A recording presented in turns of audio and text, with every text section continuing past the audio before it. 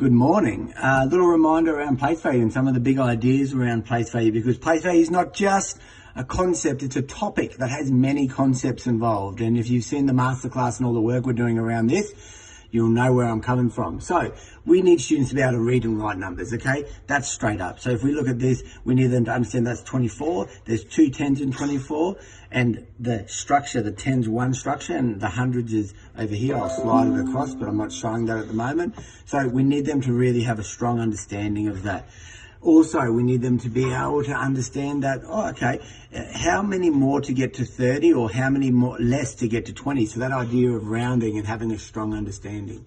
Counting, let's look at counting forwards and backwards, okay? And bridging over place value segments is really important. So if I was to show this and I was to get students to count in tens from 24, understanding that the next number would be 34, 44, and when we got to 94, that understanding of bridging over that place value segment, from moving from the odometer sort of principle to more that structure of place value, super important. I know I'm talking fast, but I'm doing this really quickly because you guys don't have the biggest attention span. Joking. All right, so applying language more than less. If I were to put this up on the board for students to see, get them to show you a number that's more or a number that's less. Okay, use that language. They need to be familiar with it. I could show them two numbers and get them to identify numbers, either using the 10 frames or writing a number in between. There's a game that I play with my kids all the time. I'm thinking of a number between 0 and 100. I think of the number, let's say it's 64, and then the kids try and guess the number. And if they say 55, I say more. If they say 87, I say less. That's all I'm saying, more or less. You could do that between numbers 1 to 20. You could do that into numbers in the 1,000. And when the right kid gets it right, you let them come up and take over. Great game. All right, so that will help with that understanding of more or less. So yeah, really, really important that we look at kids being able to have a good understanding of 10 more, 10 less, counting in hundreds, whatever it might be. Representing, 10 frames are brilliant for representing numbers, getting them to represent. These are great little activities you can do as brain breaks. Pull out your 100 beads. Show me the number 96. Show me a number that's greater than 40. Show me a number that's between 38 and 60. You see how now we're hitting a couple of different things in that understanding.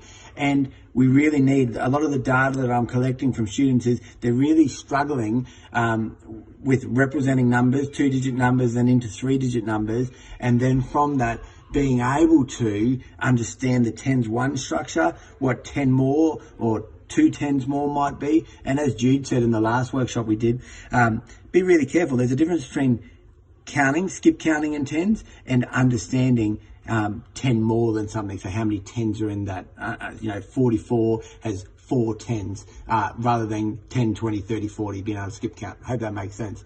All right, compare and order. Well, if you're doing compare and ordering, you can give the students, when they walk in, these 10 frames, give them 3, 4, 5 different ones, and then ask them to organize themselves from smallest to largest. Lots of use of number lines, okay? And if you see our introduction to number line lessons that we've got on the learning portal, you'll see we do number lines just with the numerals. We do it with 10 frames. You can give them the 100 beads when they walk in. Ask them to show a number between 0 and 100, then get themselves in order from smallest to largest or largest to smallest. So really, really important that they can do that sort of stuff.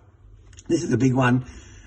Renaming, we sometimes call it unitizing. So understanding that, yes, there's 2 tens and 4 ones, but there could also be 14 ones and 1 10, or when we go into the hundreds, when we're over here, that there could be 13 tens and 4 ones. So if I put 13 tens here, that could be 13 tens and 4 ones, but it also could be 1 100, 3 tens and 4 ones. And we've got a great lesson around that, using 10 frames, 3-digit numbers that unpacks that. And lastly, the understanding of calculating with understanding place value, which is super important. So if I showed this one here, let me just pull this down over the top. Okay, you can still see it there, great. All right, so there you can see, if I was to show this addition, and I'm just using it this way so you can see, it doesn't matter how I set it out, as long as you've got the tens on the one side. If I was to say 15 plus 24, we want students to be able to understand their place value parts. Once again, we've got these in our learning portal, but if we're doing a breakup 2-number strategy, then group the tens and say that there's 3 tens, so that's 30. Look at that understanding.